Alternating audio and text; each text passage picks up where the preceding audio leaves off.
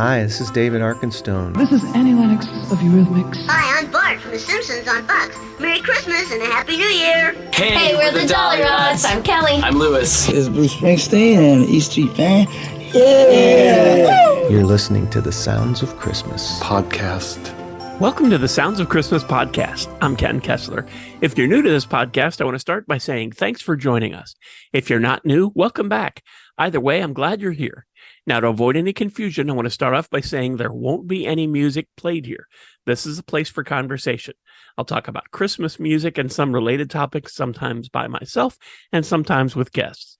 If you're looking for music, just go to soundsofchristmas.com and click on the tree or the player on the front page or on the Listen Now page. We play the best variety of Christmas music all year long. Well, except in October, when we play the best variety of Halloween music. Singer-songwriter Tommy Byrne is with us today. Hi, Tommy. Thanks for joining us. Thank you for having me, Ken. Is singer-songwriter, is that the best way to introduce you, or do you prefer something else? No, that's fine. I mean, these days I'm more a part-timer, singer-songwriter, but singer-songwriter is perfect. You have a new Christmas single out, which is how you got on my radar, but I went to your YouTube channel, and as I'm looking back, saw early covers of Springsteen, some dedicated to Clarence Clemens, lots of concert performances with Onto Something. Is that an old band, or is that what you're part of now? That was my first band. Actually, the first ever band I had was Tommy Byrne and the Jersey Sound. Now, before we made our debut on the Jersey Shore here, I got contacted by a lawyer for a cover band called the Jersey Sound and said, "Sorry, kid, we love you, but this is our band name. You can't use it." So everybody was calling because our debut, we headlined the Stone Pony Showcase, and I was promoting a big time promoting and nonstop. You know, it was our first big show, actually our first ever show as an original band, all the songs that I wrote.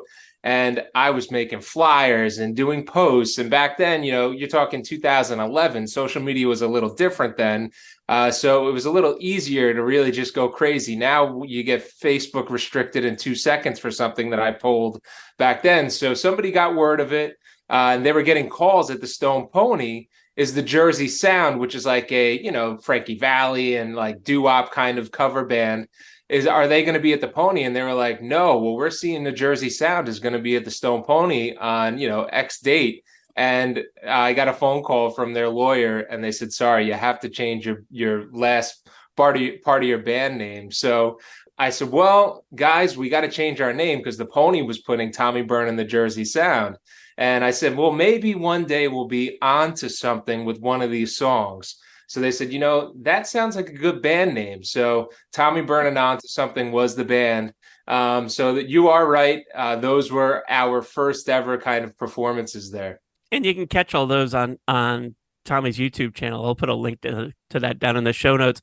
But as I was looking at that, fast forward 5 or 6 years, and your engagement proposal is on there, and you had some help from Bret. How did that happen? Well, getting started, you know, when you pick up a guitar, you obviously have influences. Everyone thinks mine is Bruce Springsteen, which it is. You know, Bruce is a huge part of my songwriting style. And basically, if you live on the Jersey Shore, you know, at one point, you're going to meet Bruce Springsteen. You're going to hear his music somewhere at a bar. And that just kind of happens whether you want it to or not. It's there. You can't avoid it here in New Jersey. Also, same thing with Bon Jovi and Southside Johnny, those types of guys. So everyone thinks it's Bruce, but my first ever kind of cover that I did when I just picked up a guitar and I started practicing and just, I was a cover musician, obviously, first before I started writing songs. And everyone said, Tom, you got to do Every Rose Has Its Thorn. And I was like, you know, my friends and I, who I wrote Coal for Christmas, it was inspired by basically my best friends out on Christmas Eve partying, you know, when we were single, we always went to Poison concerts. So Bret Michaels was like a huge part of our life and my childhood. I mean, late, you know, early I guess childhood. You're still a child at 19, 18. But Bret was like a huge thing, and we all partied, and we, at all the parties, that we had outside of college and in college, we always had Poison on. And we went to all the concerts every time they were here at PNC. And it happened to be Memorial Day weekend. I knew I was going to propose to my wife. And I said, I got to have Bret Michaels help me out here in some fashion. And he happened to be performing at the Headliner here in New Jersey with Boomer and Carton at the time on WFAN radio. And my other friend, Bob Holding, was the backing band, and they had Bret Michaels come up and perform Every Rose Has Its Thorn. So after he was done, I went around the back and I told one of his entourage what was going on. And I said, look, he signed my first ever guitar that I learned how to play on. He's been a part of my life, and I want him to kind of set the table here for me. So Bret got a good laugh out of it. And he said, what do you need me to say? I said, just be Bret Michaels and do what you do.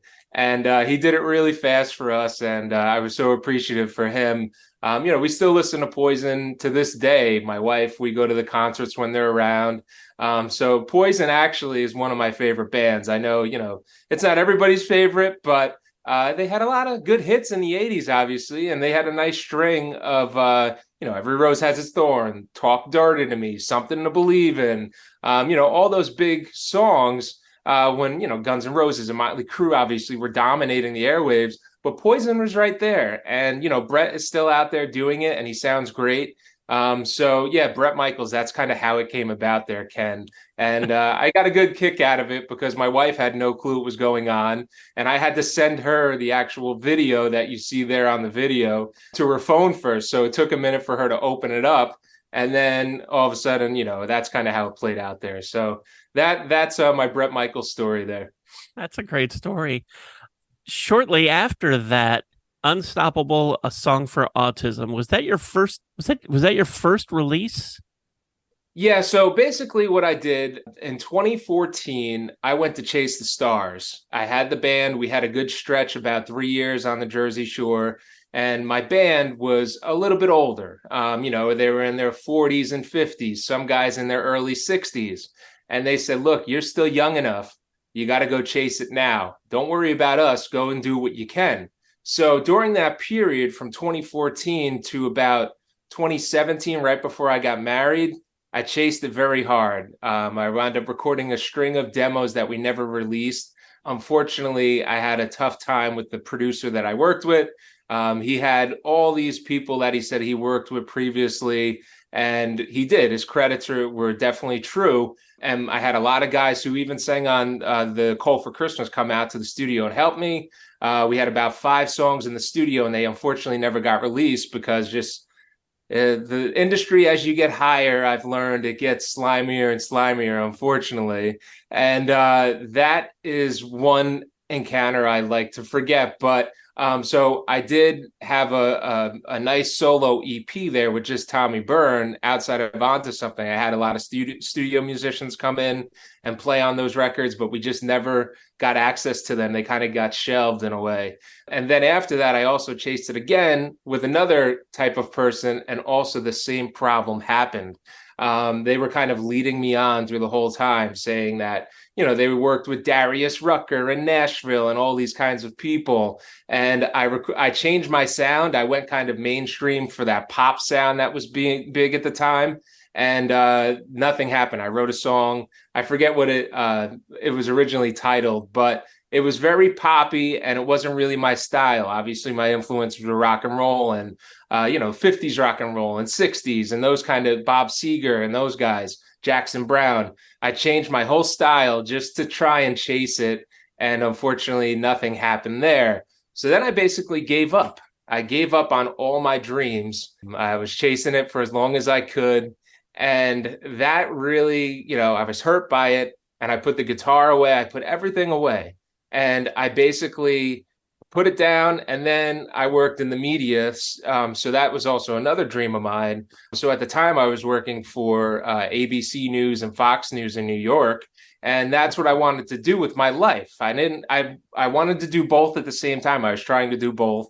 I wanted to be like Mike Francesa and Mike and the Mad Dog on the radio here. They were my heroes on the radio end. I worked at WFAN and all these kind of places, but, I was chasing that. So I went back to chasing that dream and put the guitar away. Then one night I was coming home from the city and a melody came into my head in the vestibule. And I said, I think something's happening here. So Unstoppable came to life that night.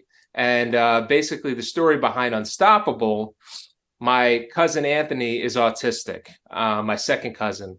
His sister, Isabella, is my goddaughter. And I wrote the song that night when I came home. And I said, I think this is good, but let me go over to their house and see what they think about the song. So I played it for them. And Isabella's father said, I think you need to just kind of tweak it a little bit to where how Anthony communicates, even though he can't. He is verbal, but to an extent. Obviously, the autism community, it's a different spectrums for everything. There's high functioning, low functioning, and in the middle. I'd say at the time, Anthony was probably in the middle where he can communicate, but not all the time. So he said that's what the chorus has to be.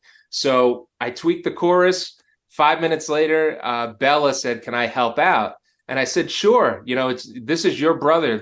And at the time, she was 7, and she wanted to kind of come into this world of writing and performing and stuff. And she was dancing in school and already a performer there, but she wanted to try music.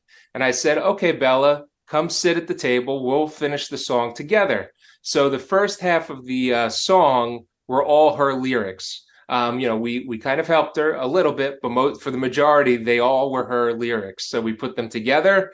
And another 5 minutes later, I put my flip phone around and recorded just a very rough take of us. And I said, this is too priceless not to share with people, on the spectrum and different foundations and stuff. So what I did, I put it on my Facebook account, and all of a sudden that went viral. I wasn't expecting that at all. A huge page, millions and millions of followers, called the Positive Power of Positivity. They shared the song. So basically, they credited me. They tagged the band page back then and put Unstoppable out with me. So everybody was going to our page. It went viral. I forget how many millions of views it got on their page. And they were like, "Where can we buy the song? We need to hear this song." I said, "Look, this is all you guys have right now because I didn't record it. This is it. This is the first kind of take on the actual song." And from there, I said, "Well, what do we do about this?" I kind of stopped the dream and recording and all these kind of things, but people were calling for this song. And I basically reached out to a buddy of mine, Jeff Erdman, whose friend was a Grammy-nominated producer in New York City, Artie Sky. And Artie basically brought us into New York one night. And in between, so that went viral in January. We didn't record it until the beginning of March of that year. So things changed, and Bella was singing the song differently than that first version that everybody loved. And I said, "Are people going to be not disappointed, but like, hey, where's this version that we first heard?"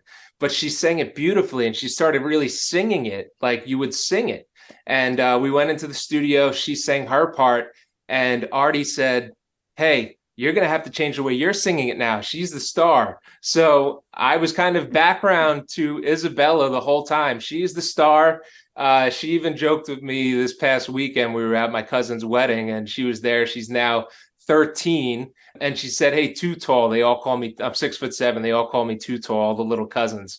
"Just so you know, I gave you your first taste of fame, Too Tall." That's what she said to me at 13. I said, "Yeah, you're probably right." So now this is why Too Tall has to get back in the game and write some more songs, So yeah, we basically released the song. We recorded it. Artie played all the instrumentals outside of just me on the guitar and Bella singing, and I did some harmonies and things like that you hear. But we put it out there. Then that went viral. So we went viral twice within 3 months of each other. Wow. And I got a phone call. My friend Stephanie was on an interview in New York City. And it was for this company that does like different promotional events and things like that. And they were doing this big play, or not play, but production on Broadway. And it was for Autism Awareness. And she said, you got to hear my friend's song. They just released it. It's viral. And the guy who put the show together calls me within the next 2 days.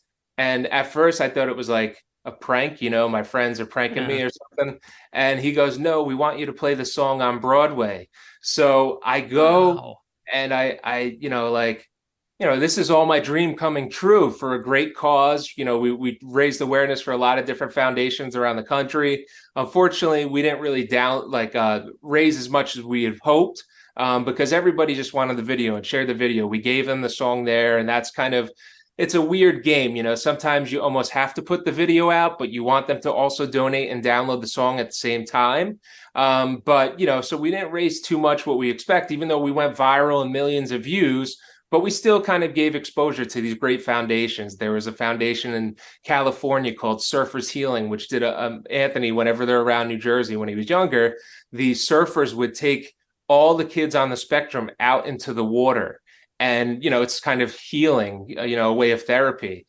So we gave, great exposure for them with this whole project, and the Autism Society of America, and, a lot of different autism foundations. Autism Speaks is obviously the big one everyone knows. But, a lot of people shared it. And then the following year, let me backtrack. So before we go, I'm on Broadway.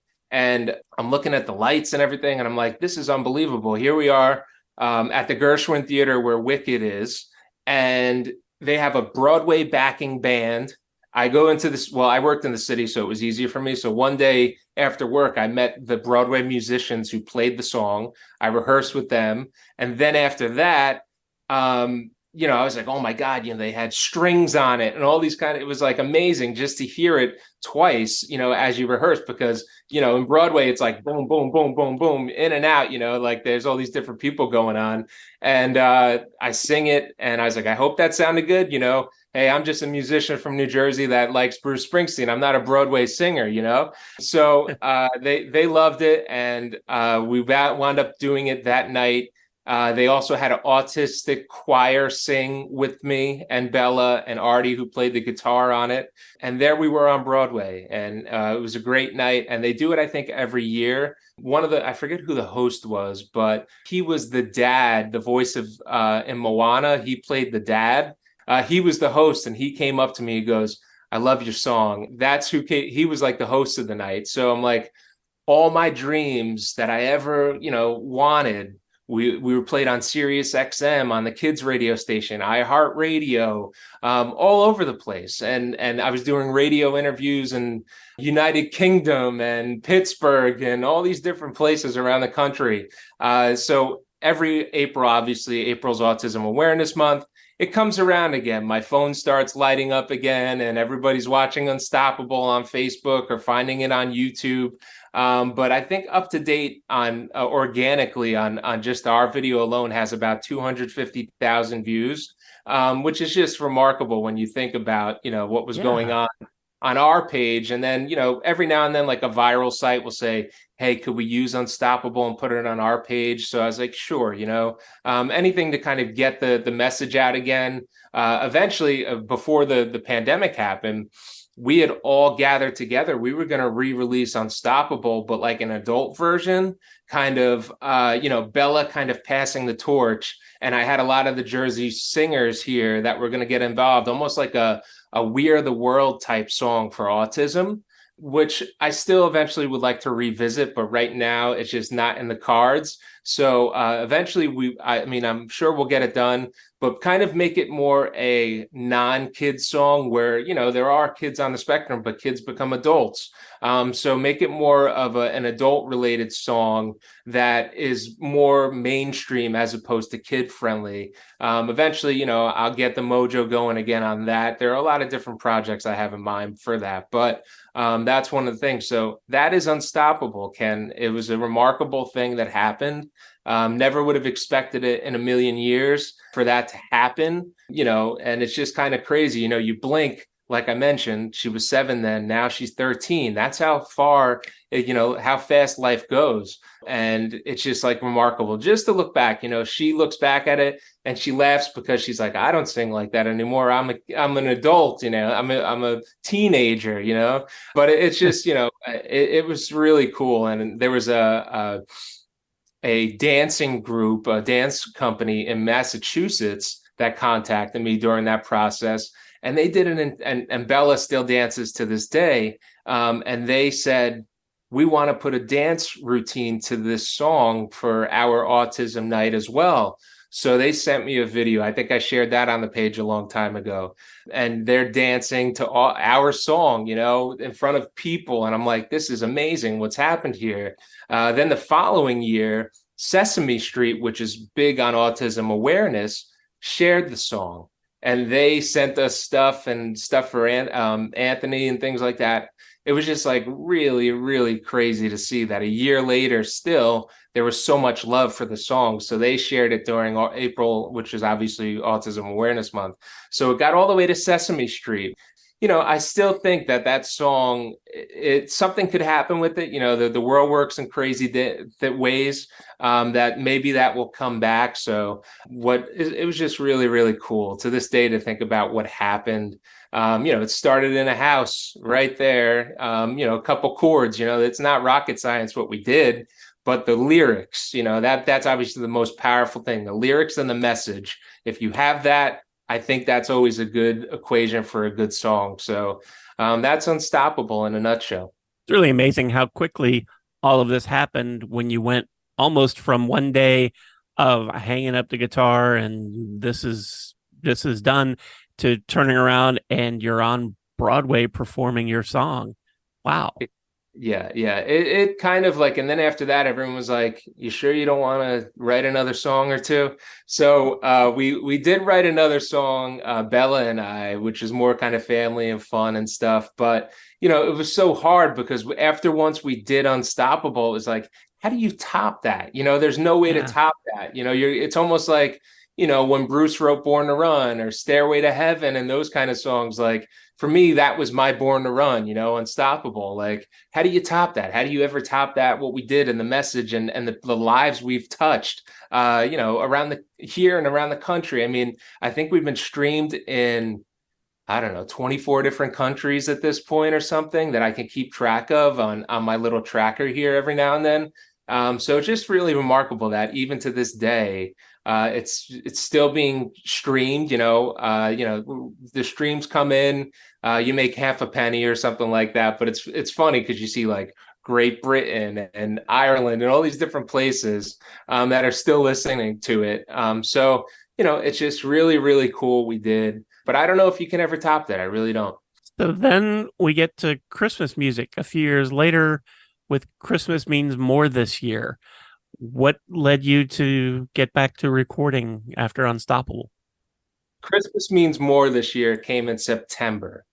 September of that year in the pandemic, I wrote the song, and I had never written a Christmas song. And obviously Christmas is huge and we love Christmas in this family. And my second saxophone player, Gary Trips, he unfortunately had cancer. And in October of that year, things got worse and I wanted to complete the song. So I went to go see him when the song was completed in the first rough draft of it, and I played it for him. And that was kind of my last gift to him, who gave me so much in my life. Like I mentioned earlier, my band was older, in their late 40s, early 50s, early 60s. And they were fantastic musicians. They've been on the block a long time, been through all the wars and the battles, in cover bands and little dive bars and things like that. Gary also had original music back in the day, and he had some really cool songs too. And I said, this has to be for you, Trips. And I just basically loved him so much. He was like the backbone of the band. And it was heartbreaking when he passed for me. It was like really my first life kind of post grandparents. 2006, I lost both my grandparents. So someone so close to you to lose, especially leading up to the holidays, it was just really tough. And I wanted to complete the song, but it was the pandemic and we had to basically record remotely. And I had a lot of musicians. So we have a foundation here called Holiday Express in New Jersey. And Holiday Express, they do a lot of things around Christmas time, but all year long.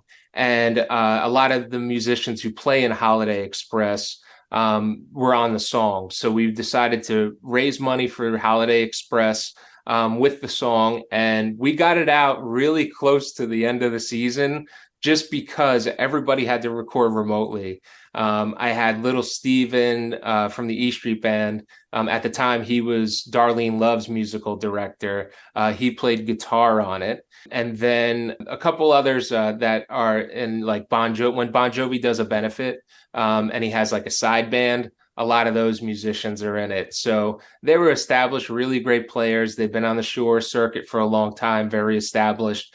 So it just took a little bit longer than we had expected. Also, we're filming and everybody at the time, was sending phone footage in from their house and things like that to put the video together. So, you had the recording process of recording remotely everything and then going to see people and get stuff, because we wanted saxophone on it and people playing the saxophone and those types of things. So that all had to be sent in and then put together. And we did, I think, a really, really good job for a remotely recorded song. I mean, a lot of people said, you wouldn't have even known that this was recorded basically remotely from everybody.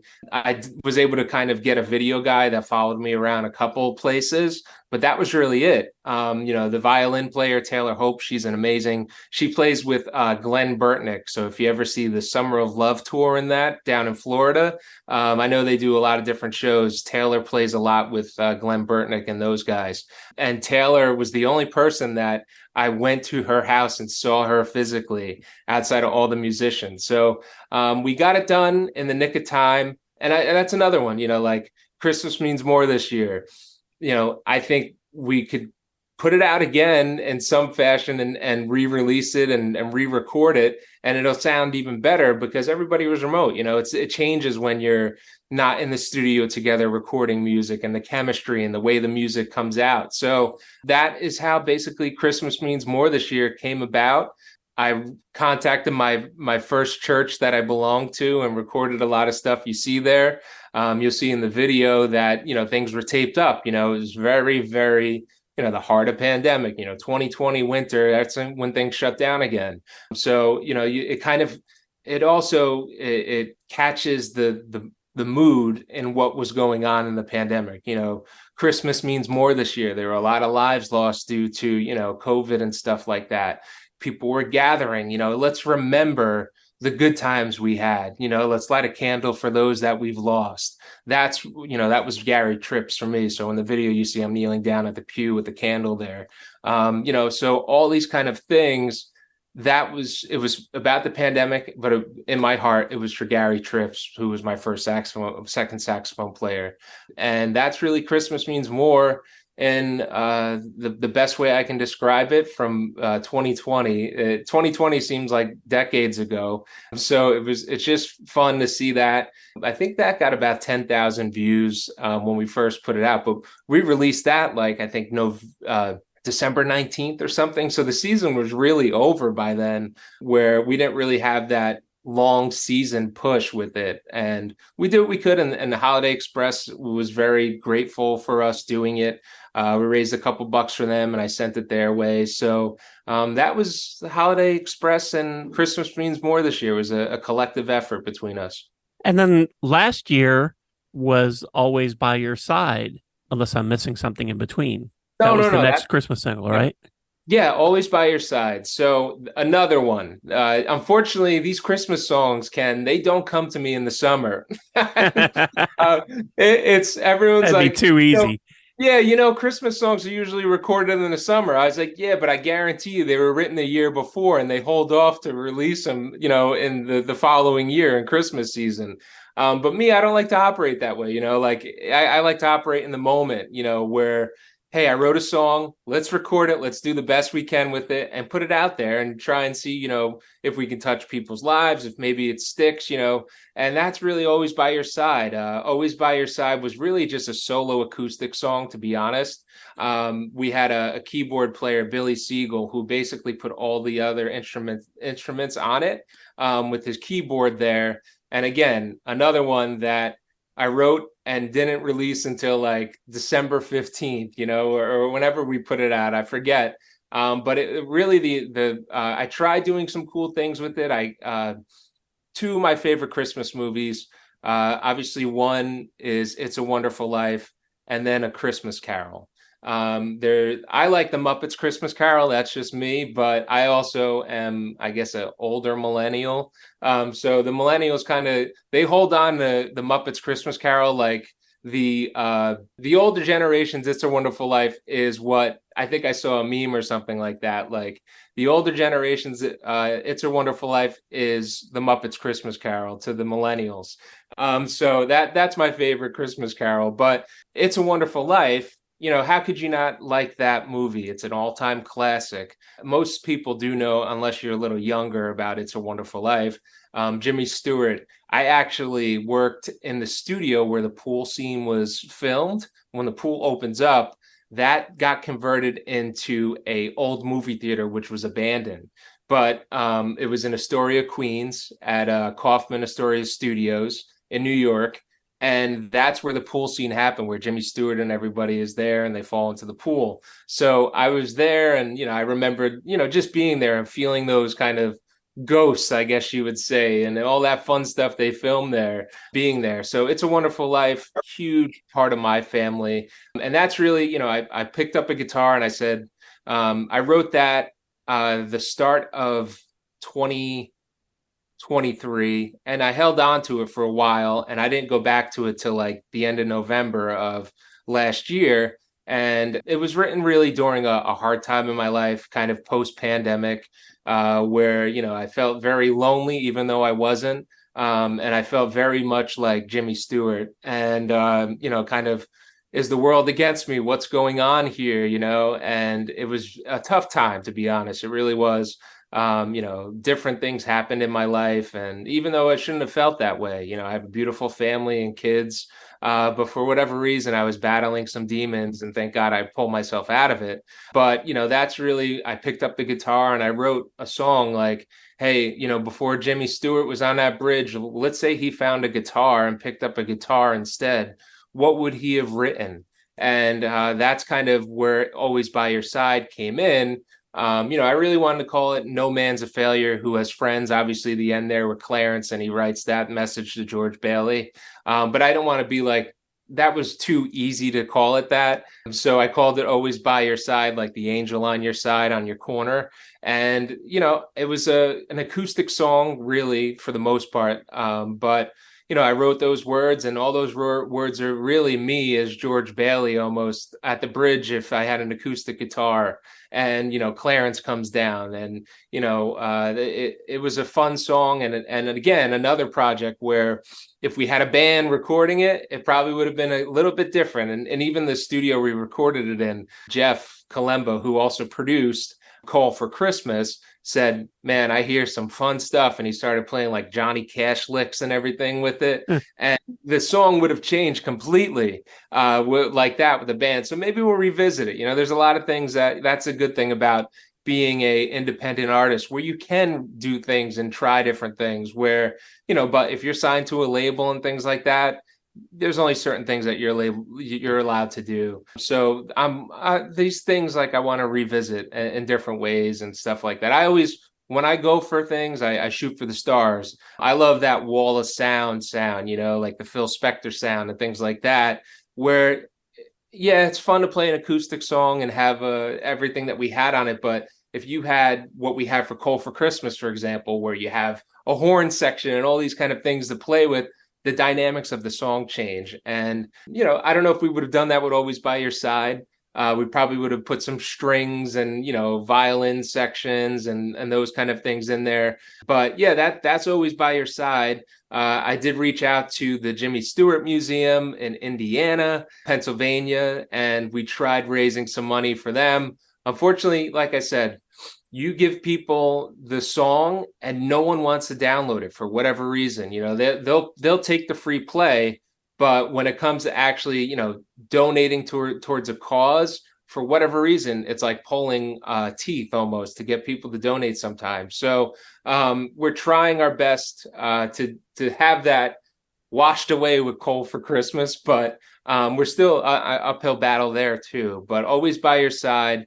That one, I put out the acoustic there on Bandcamp, and I called it No Man's a Failure Who Has Friends, because when I was doing it last year, everyone seemed to like just me on the acoustic, and kind of it was very stripped down almost, and that's really what it was meant to be anyway. So I re-released that with just the acoustic, no instrumentals or anything, just me and the guitar there, and that was really it. I mean, we had a good time with it. It was only about 2 hours in the studio. And then Billy Siegel, who plays with a lot of great Jersey Shore bands. He has a cool Grateful Dead band that he plays keyboards with here in Jersey. He played all the instruments, and I couldn't have thanked him enough. And we got that out, but all these things, and you sometimes need a video. I put the video together for that with all stock footage that was free footage. If you have a real person, and let's say I was there and we had snow, and I kind of looked at where It's a Wonderful Life was filmed and all these places and where we could have done things for that song, which could have changed completely the video aspect of it. When you're dealing with stock footage, you're only allowed to work with so much that they have available. So that was always by your side. I still look back at that and I love those lyrics, just not because I wrote them, but it's true. Like when you're going through a hard time, there is always someone by your side, whether it's your friend and religious angels and things like that to pray to, your previous family members and things like that who are no longer here. They still hear you. You can always talk to them. They're always there. So that's what Always by Your Side was. In the new single this year, which is How I Found You, and you've mentioned a couple times Coal for Christmas, there's actually, it's a much different song, certainly, than Always by Your Side. And there's two different versions. There's one that you did, and then there's one sung by Gary U.S. Bonds. How did that happen? Well, playing on the Jersey Shore, you get lucky sometimes and you meet a lot of cool people. I was a kid getting started, getting my feet wet, and all I wanted to do was play with these guys. They're the big timers. Gary was around, and before I even started writing music, when I went to go see Bruce Springsteen at MetLife Stadium, he brought Gary on stage, and obviously Bruce wrote This Little Girl Is Mine and Jolie Blonde for Gary and a couple others. And Little Steven also wrote a lot of songs for him. And I was like, wow, this guy, who is he? I was like, who is this guy that Bruce brought on stage? And then I discovered more through, obviously, This Little Girl and Quarter to Three and all these kind of songs that Bruce had been on and performed through the years. But when you look back, and a couple of these songs that he released in the 80s after those songs were really good. The Dedication album, those kind of things. I was like, all right, well, let me see if Gary will sing on it. One, is he available? How busy is he? He's also 84 years young. So I said, his guitar player, who's his musical director, Mark Linebacker, is also got started with Eddie Testa, who was in Eddie and the Cruisers, was his band. So Mark and Eddie played together, and Mark is a good friend. And I reached out to Mark and I said, do you think Gary would do this? I don't want to bother him. But so he provided some emails, and I spoke to Gary's daughter, Lori. Lori basically said, Dad's in. What would you like us to do? And I didn't know at the time what. So I basically said, well, we'll have him sing a second verse. We'll have him sing a chorus and another chorus. And that's basically all I can think of right now, because when I first wrote it, I wasn't thinking duet or anything with it. I was thinking just me as a first person kind of point of view singing the song.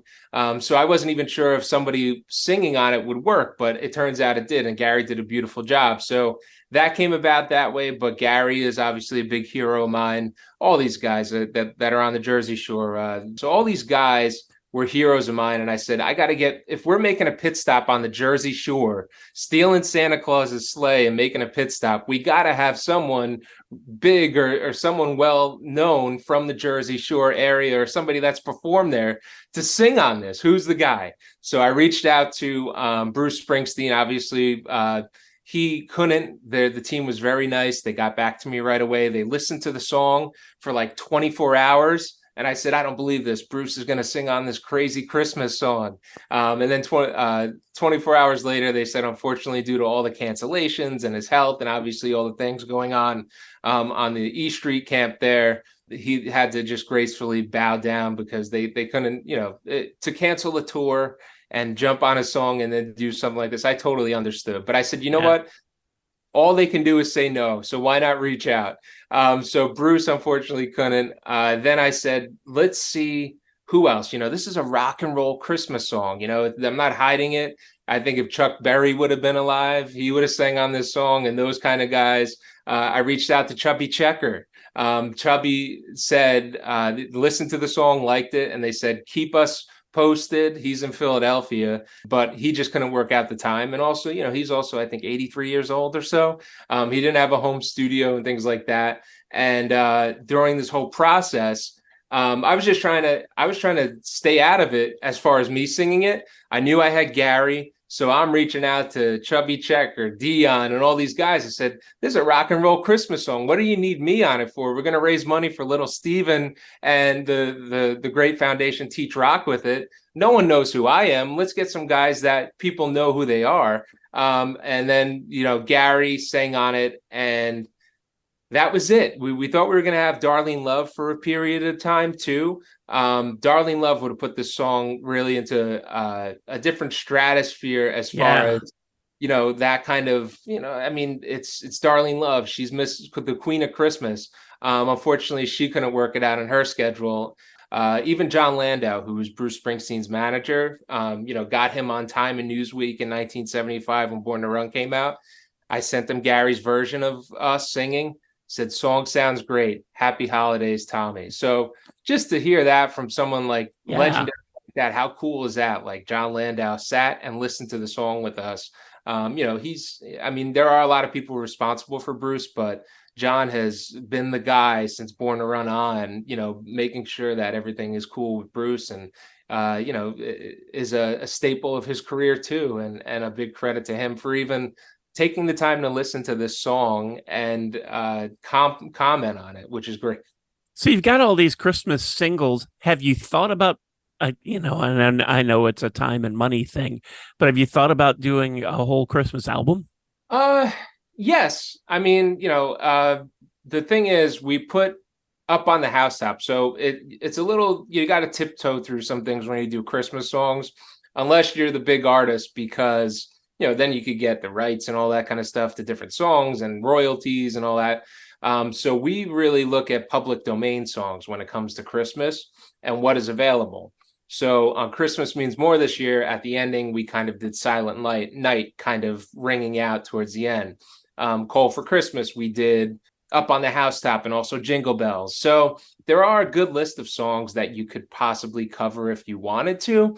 I would have to think about it because the whole thing with me is I always wanted to be an original artist. I loved covering music to an extent, but I wanted to be the man writing it, the person singing it, those kind of things where, sure, covers are great, but that's why I write originals because it's just more in the heart.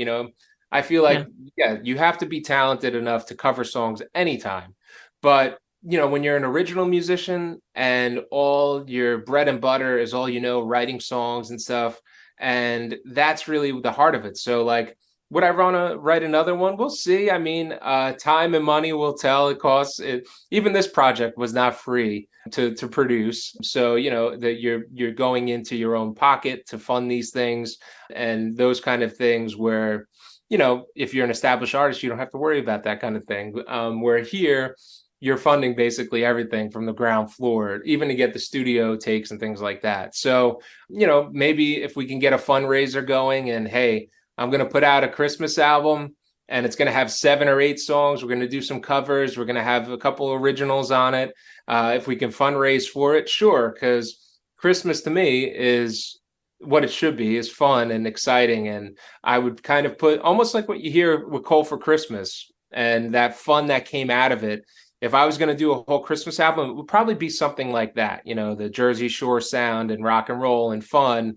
Sure, could I do a pop kind of cover of Silent Night or something or whatever? But even my favorite Christmas songs, Baby Please Come Home by Darlene Love is my favorite. U2's version of Baby Please Come Home, Tom Petty, Christmas All Over Again.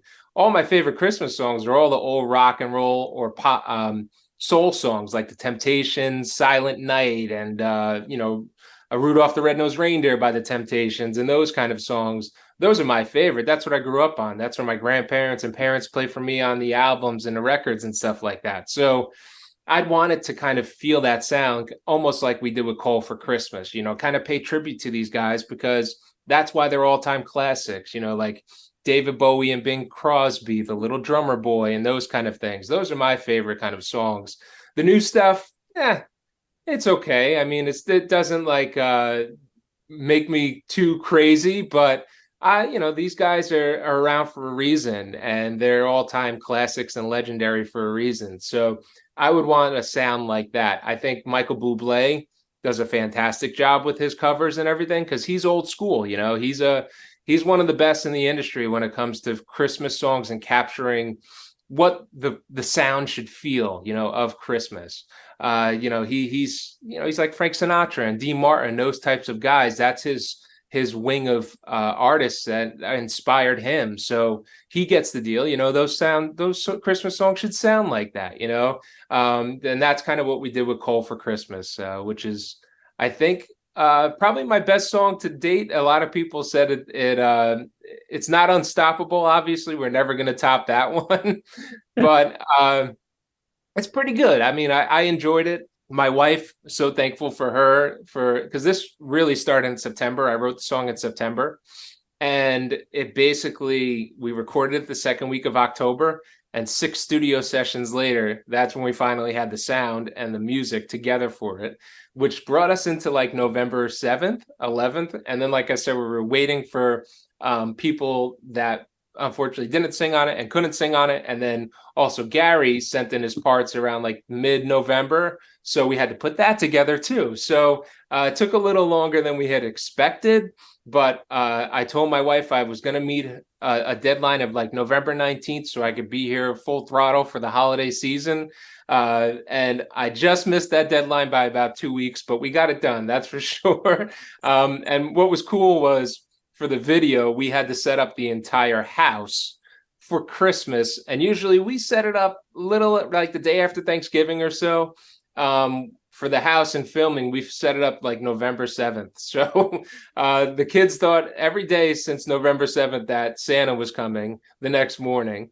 So it's been a fun time here since then with the house all set up for Christmas, a little earlier than we normally would. But all in all, that is really what Christmas is all about. And, that's really why Christmas, and I didn't intend on writing this song. I was in the garage writing a song called 10 Years. It's kind of like looking back and, how fast 10 years goes and life. And like I mentioned, my goddaughter Isabella, who Unstoppable was on, 7 years young and now she's 13. Not that that's 10 years, but how fast life goes and looking back on things that did I do things differently? Should I have worked with this producer instead of that producer, and these kind of things and little things that I regret or may have held on to and done differently, things like that. So I went in the garage writing that song, which I'd like to complete next.